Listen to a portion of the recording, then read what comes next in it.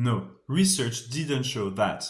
A sizable home library gave teen school leavers skills equivalent to university graduates who didn't read. As usual, research is misunderstood and hence misinterpreted, misleading other people. As most people don't understand nor read research, but I can help you better understand it and fight misinformation with very simple tricks. The first big red flag, it starts with two authority arguments. Research has shown, researcher has shown. Usually this is where you have to be careful, because often that's not what research said, as I'm going to show you. Second, they mention the size of the sample as an authority argument as well. The thing is, sample size in causal analysis, if you want to make a causal claim, just affect the precision, reduce the uncertainty, but it will not reduce bias. So it can be very precisely wrong. Second, in the underlying paper, they do report an association, a correlation between the quantity of books you had in your childhood and how literate and capable with technology you are later in life. But this is just an association, and we all know that correlation does not imply causation,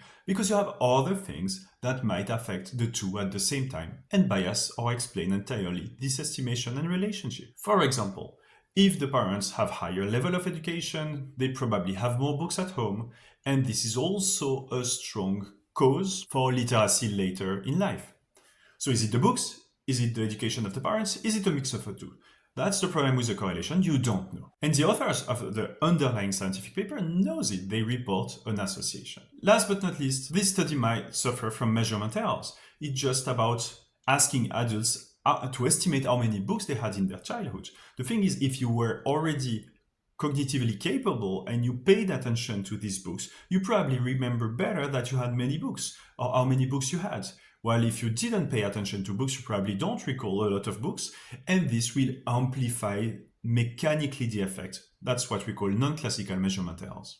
So bottom line, you don't need to be a statistician or expert to learn these tips and tricks. So next time you hear or read research has shown, just pay attention to these few concepts and you'll see that probably you'll be able to catch mistakes on your own.